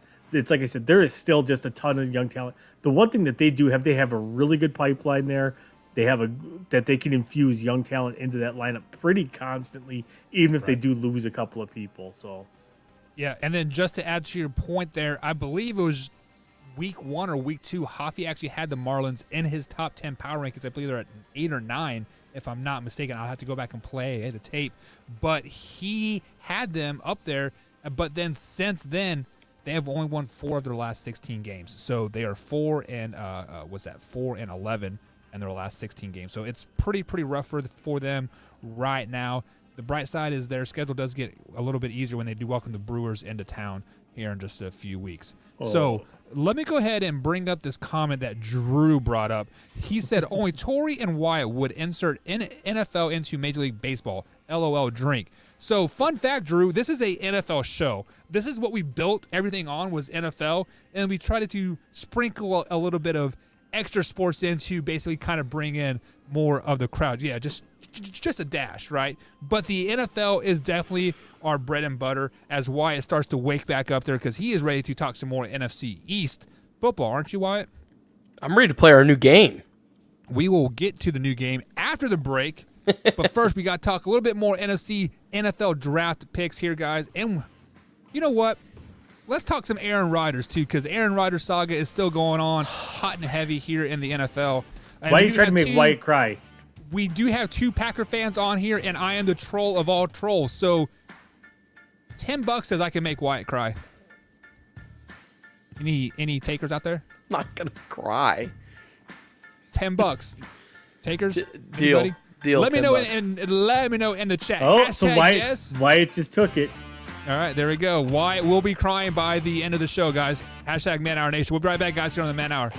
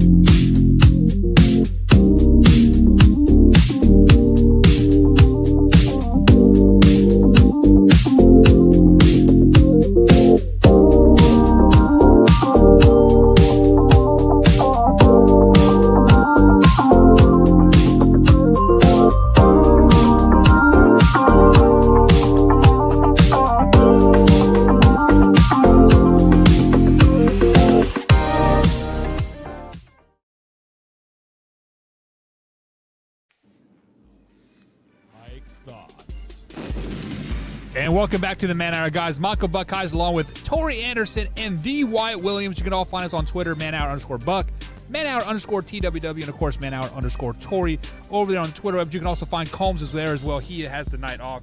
manhour_Combs as well. If you guys have missed any part of the show whatsoever, you can find us on iTunes, Spotify, and of course, Amazon Music. But most importantly, you can find us on youtube.com/manhour. And as you see, we upload the clips each and every day. We have playlists. You can just stick on the clips and you can scroll through which ones you want. I'll let you know what exactly it is. So last night I uploaded a clip says Wyatt loves the Bears, and guess what? Wyatt says he loves the Bears over and over and over again throughout that whole entire clip. So let's go ahead and dive into some Aaron Rodgers talk here, guys. We have about 15 minutes before the new game. Guess that athlete comes up here. So for those of you that have been living under a rock, the draft day has come and gone. Two draft days here, and you Packer fans have yet to been satisfied with a draft yet. You draft Jordan Love last year, and then you draft some guy that nobody knows as a cornerback this year, not adding any weapons around Aaron Rodgers, even though Wyatt says that you guys have one of the top receiver cores in all of football. So I don't see what the big deal is. But basically, Aaron Rodgers says he wants out. He has given a list of teams of the Denver Broncos, the Raiders, and now he threw the Giants on there as well. So with that being said, Wyatt, I'm going to kick it to you first because I like your transition the best. With that being said, should the Green Bay Packers and Aaron Rodgers just cut ties 100%? The Packers come up on top with 2-3 picks, maybe 4 if the cards fall their way, right? Should they just go ahead and move on, cut their ties, wipe their hands, and say, Jordan Love, it's your team now? No. At least I hope they don't. Nothing against Jordan Love, but I think he's still got a little bit of time to sit behind Aaron if possible. Of course, I doubt that's going to happen. If it comes down to it, Aaron's already said, didn't he say something today about the only way he would stay is if they fired the GM or something? Because clearly the ownership in Green Bay Packerland is listening to Aaron Rodgers, right? So why would they listen to him about firing the general manager? Come on now. That's kind of what I'm getting at here. So I mean, it's a tough situation. I I'd rather have Aaron than Brian. So at the end of the day, if I had to choose, I would go with Aaron, 10 times a week and then, every single day. Like it's an easy decision on that one because Aaron's our quarterback. I would absolutely love to keep Aaron. Now, I doubt that's going to happen at this point. So I don't know. I mean, what was the teams again? From the things that I've heard, it was the Raiders, Broncos, and he threw the Giants in there this afternoon. But I don't know if the Giants is 100% true or not. And there was another team I thought, or the 49ers as well. I'm sorry. No, I don't think it'll be any NFC team. So I think we can go ahead and mark off the Giants. I think if anybody, it'll be an AFC team because why would the Packers? They've already got to deal with Tom Brady. Why would you want to deal with Aaron Rodgers too? So. If the Packers are smart and they're actually going to dish him off, God, I hope they don't dish him off to the NFC because if that's the case, that means for somebody to get to the Super Bowl in the NFC East, they're going to have to go through Tom Brady and Aaron Rodgers. So, no, I don't like their odds. If the Packers are smart, they would take the highest bidder no matter who the team is. Even if it's the Chicago Bears or the Detroit Lions, if they're offering you four first round picks for a quarterback that has been in the league for 16 years, take it while you can. Tori, you seem to be kind of the voice of reason most of the time here. I believe you told me that the Packers quarterback have never played over 16 years as a starter for the Green Bay Packers, and this is Aaron Rodgers' 16th year, or going to be his 17th year. So do the Packers cut ties with him and come out ahead? I see it, but I don't. And it's no quarterback has played over the age of 35 for the Packers. Bart Starr was 35 when he left. Favre was 35 when he was left. Oh no, because Aaron's 37. So maybe it was the years. That's what it was. I thought you said 16 years. 16 years. It was. No Packers quarterback has played longer than 16 years. Bart played 16. Brett played 16, and Aaron Rodgers has completed 16 years for the Green Bay Packers. Yeah. If he plays this year, it'll be 17. I'm gonna go Wyatt on this one. I'm just waffle everywhere. One, I could see him staying. Two, I could see him getting dealt. But if somebody would have wrote a blog about how is the NFL turning into the NBA, that's what it feels like. So literally a blog, I write that about 3 months ago about is the NFL turning into the NBA. It kind of feels like that where you're getting the players dictating who comes and goes to the team. You're getting people that want to dictate personnel decisions, dictate who gets hired and fired. I don't necessarily in all regards think that's a terrible thing unless it's bad for the team. And Gutekunst at this point in my book or in my eyes is basically giving Aaron the middle finger and like F off. This is my team. Which if you would have learned anything from the Brett Favre saga, that's not the way to handle this situation. I don't think that they get rid of him. Honestly, I think they try to force his hand and say either you play or you can sit. No, well, here's the thing. I think they call his bluff as well because if Aaron doesn't play this year, it's structured into his contract. If he doesn't play, he has to pay money back. $23 million, $11.5 million for this year. And that's if he would retire. If he would retire, he has to pay back $23 million. No, I thought if he retires, he doesn't have to pay back anything. If he sits. Nope, if he retires, he has to pay back the 2 years left on the deal that he would have to do, and it's $11.5 million this year and $11.5 million next year. So he would have to write out a check for $23 million. So I think Aaron Rodgers has that kind of money, and when he retires and sits out a year, and then he gets signed from a team like the Broncos, he might get that. He can't sign though because the Packers still own his rights. Yeah, they'll still own his rights for 2 years, right? Yes. Okay. Well, so I don't know. I mean, but you did bring up the Brett Favre thing. He also retired and retired like 3 or 4 times. And it's almost the same situation, but completely different because Brett had retired on March 28th of 2007. Was it 2007 or 2008? It was my birthday. That's all I know. And they installed the offense. They took it around Aaron. They set everything up around Aaron. And training camp started. And Brett goes, well, I want to come back. Well, Brett, we just went through all OTAs and the offseason stuff and everything else and installed the offense. You said you were retired, dude.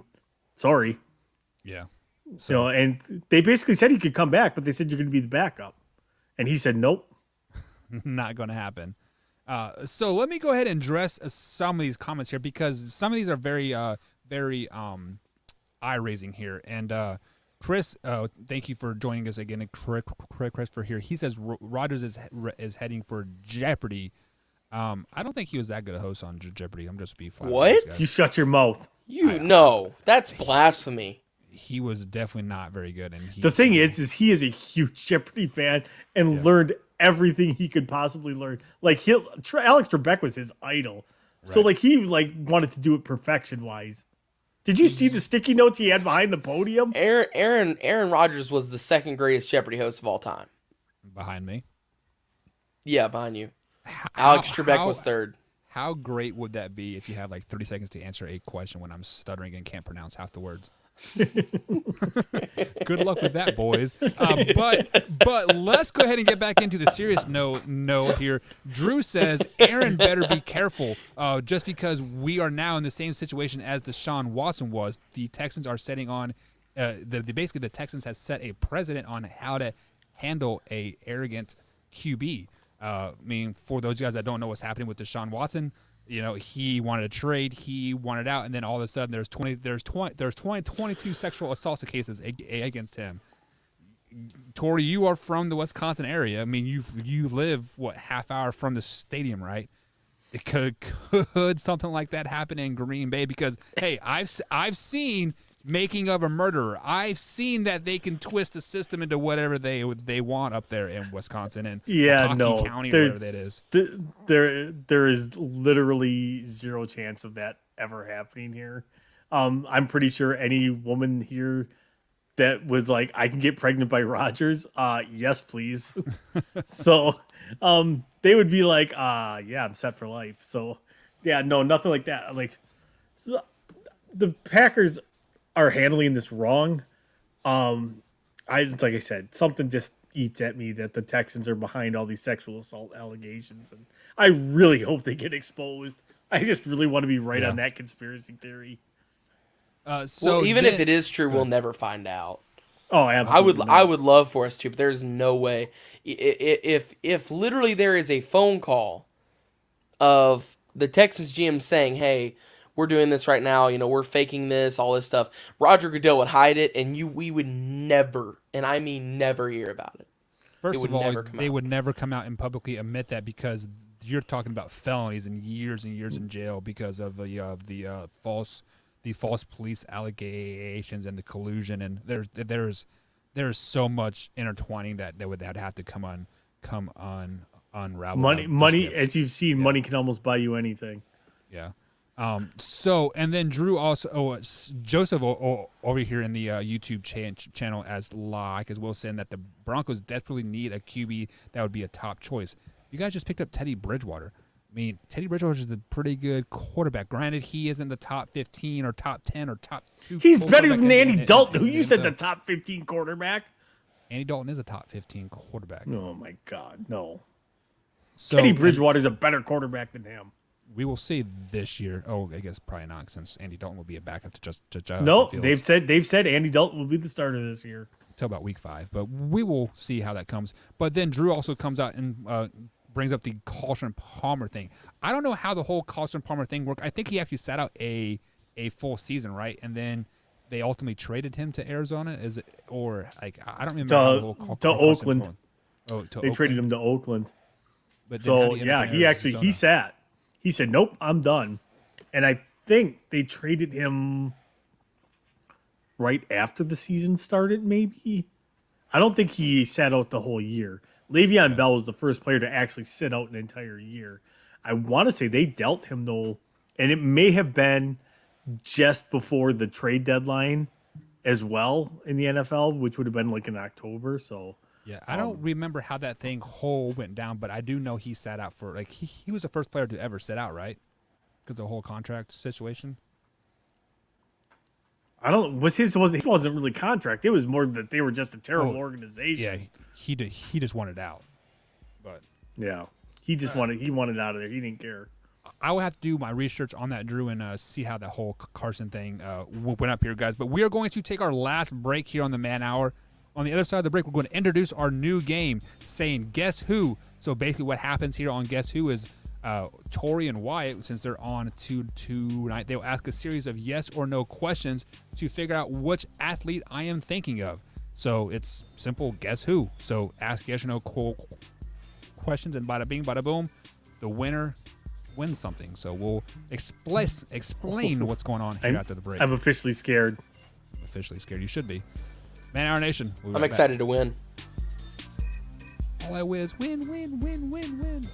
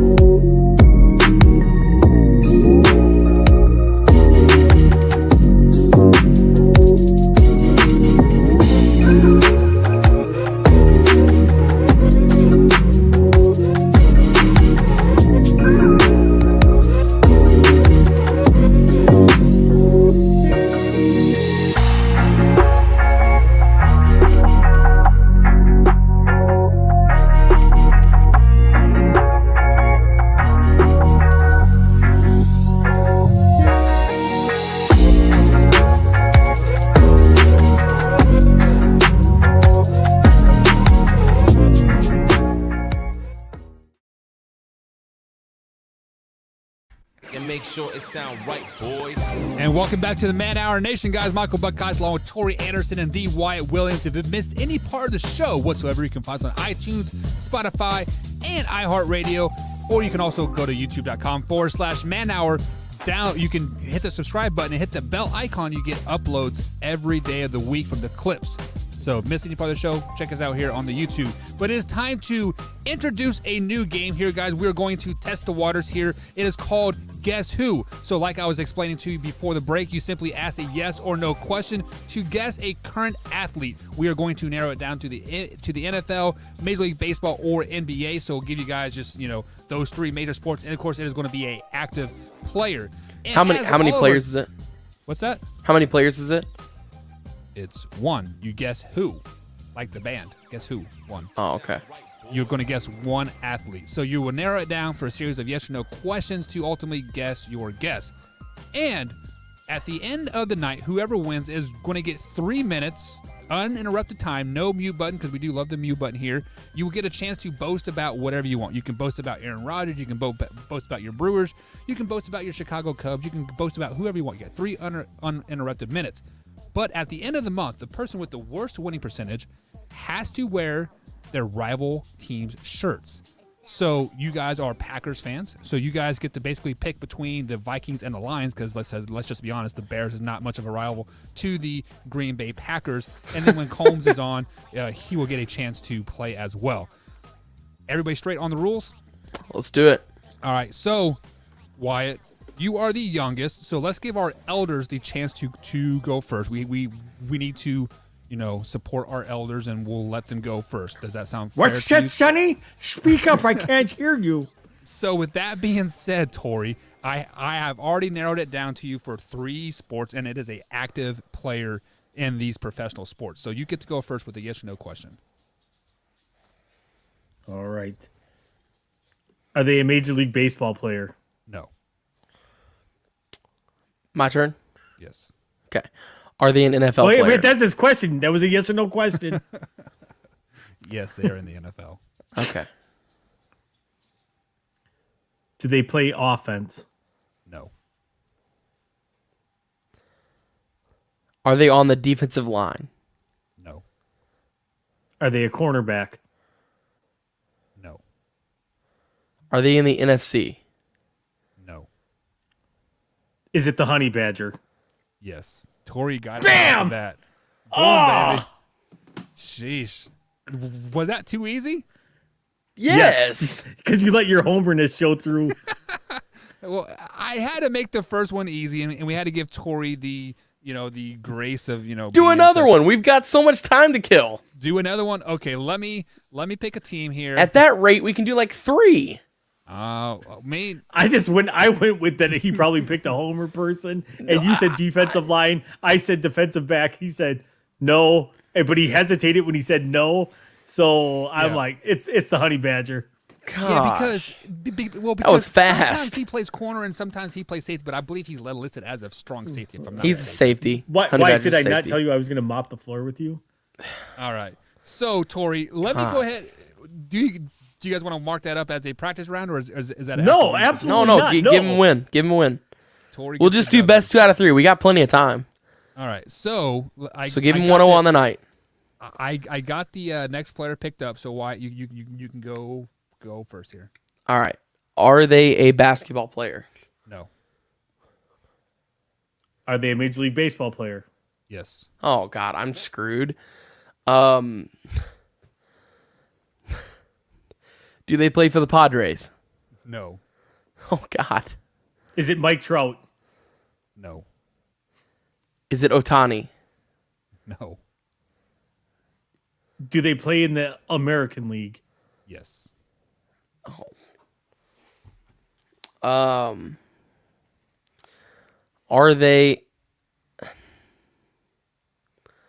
they an AL West team? No. Is it Salvador Perez? Yes. Dude, stop it. What Make it is easy tonight. I'm making this? it Is easy not tonight. easy. I don't even know who Salvador Perez. Oh, I'm just kidding. I do know who Salvador Perez is, but God. All righty. Let's go ahead and do one more here. We will make this one a little bit harder. So these are currently active players in the NFL. They could be draft picks, they can be rookies, but they are currently on an NFL roster. So I just want to point that out there just to give you guys some leeway there. So why you are 0-2 on the night. So we'll let you go first on this next one. Jeez. Oh, well, where do I start here? Do they play? You did say they were in. What league were they in? You haven't asked anything yet. You just said they were football players a second ago. I didn't say that, but I'm saying like You did they are- say that. You did say They that. are- That's why you confused They me. are active players in football draft picks, etc. So So the they're Major an League NFL Baseball draft is player. happening- Well, the Major League Baseball draft is happening. Well, I got to ask the question, Wyatt. So they're an NFL player, yes or no? No. Are they a basketball player? Yes. Oh, here we go. Okay. Well, feeling a little better about this. Are they in the Western Conference? I'll have to check. I don't know. I'm not very good at basketball.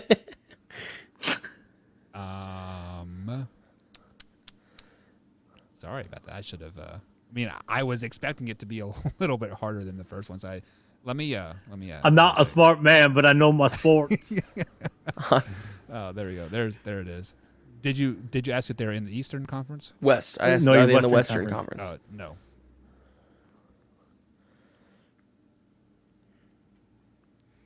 Are they on one of the top 3 teams in the East? No.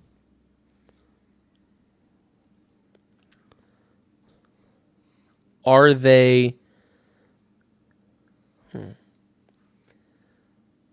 Are they top 5 in the East? No. Is it Jimmy Butler? No. Is it Jason Tatum? No.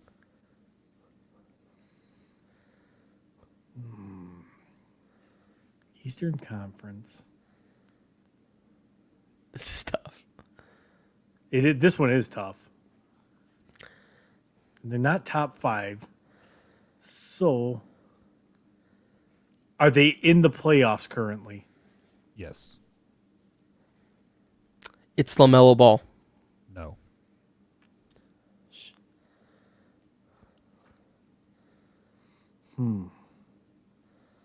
Is it Malcolm Brogdon? No. I don't even know who that is. Is it? This is tough. Yeah, this one, like, you actually put Is it- thought into this one. Yeah, this one's pretty good. Is it Russell Westbrook? No. Man, what? So let me go ahead and address some of these comments here. Joseph says it's Jonas, or sorry, the Greek Freak. No, they are currently what are they, like third right now in the East, right? Yeah. So whose turn is it? It's You mine. said they're not top 5, right? Not top 5. But they are in the Not playoffs. top Now, whenever 5, you but say they're in the playoffs. now, whenever you say in the Currently in playoffs, the playoffs. are you counting the play-in tournament as well? So like all the way through the 10th seed? Well, yeah, because that would be considered top 5. So 5, Yeah. 4, 3, 2, 1. Right? Okay. Is it Domantas Sabonis? No. That was my next guess. I'm so glad you missed on that one. Is it Tyler Hero? Ding, I ding, knew it. ding, I ding. knew it was the Kentucky boy. UK guy. Yes. So Tori, you are 2-1, and Wyatt, you are 1-2. So Yikes. Rough start. that is our new game. I think we need That's some fun. type of like some like background music and like I will And not be pick picking- your homer teams? I was actually gonna go Aaron Rodgers the first one, but then I'm like, oh, that'd be too easy. And I'm like, well, Patrick Mahomes, that'd be like just like easier. But then I was thinking, Honey Badger, many people forget he plays on the Kansas City Chiefs. To be Except No, honest. for me. nobody The forgot god that he of all plays. football. All No, right, he said guys. the guy that people forget he plays on the Chiefs. The Honey Badger? Yeah. People don't forget he plays on the Chiefs. Everybody knows he plays on the Chiefs. He's the whole defense. So Drew says we should do the Jeopardy theme. That's asking for a copyright. Yes, it is. So Yeah. So fun fact. Demonetized. So fun fact, guys. Here. Let me play this for you. This is our what the jingle. Do you guys hear that? Listen. You guys hear that? Yeah. That is my son saying "dada" auto-tuned and mixed up, and then me saying "what the," making my own beat over GarageBand, and it gets copyrighted every time for some reason. I'm just putting it out there. So YouTube is What? very, very sensitive about that stuff. So Jeopardy theme is definitely out, but we'll definitely think of something. Catch but us Tori, live you on Twitch. yeah. So Tori, you get 3 uninterrupted time here to boast about your team. What do you want to talk about for 3 minutes? Well, I'm going to talk about the greatest team in the entire land. You know which team that is? Green That Bay is the team Packers. I'm on. That is the team I'm on now, with my friend Mike, my friend Wyatt, my friend Combs. This is the best team that we've ever had. Yeah. Best team that ever will be, and the best team that there ever damn will be. So I'm just thankful for the opportunity to have met a couple of great guys, one great kid who's turning into one hell of a great guy. This has been quite the ride, kind of learning and going and growing all at the same time.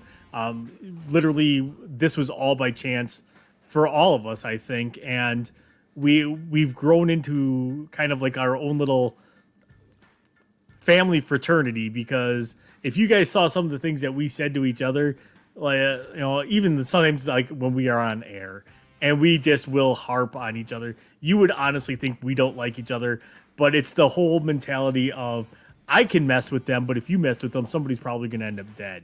So this is our family, this is our little group. I couldn't be more thankful. We got everybody that's watching us now that is starting to come on board.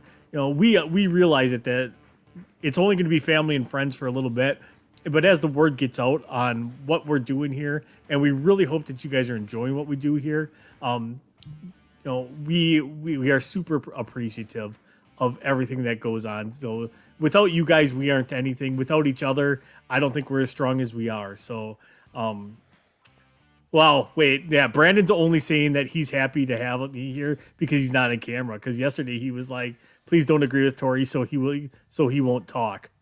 So I'm calling shenanigans already on that one. Yeah, so Tori, that was a great 3 minutes. A little heartfelt. That was awesome, bro. Yeah, I mean, so we are definitely growing. Like we are consistently seeing new people in the chat. We have opportunities. We are on the Big X Sports Radio here Monday through Friday, 3 p.m. East Coast time.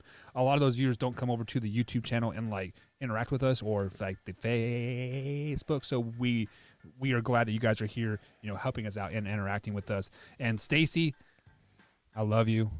I want to be your pool boy. So Stacy, anytime you get a pool, you call me. I'll be your pool boy. Cabana. All right. Why? Any closing thoughts here before we start the after show? Yes, sir. Hang on, guys. The after show link is in the description right now. If you're at youtube.com/man-hour, hit the description button, and the link is in the description. So if you are a member, click on that. We're live right there on the after hours. Wyatt, set us away. Man Hour Nation, rise up, baby.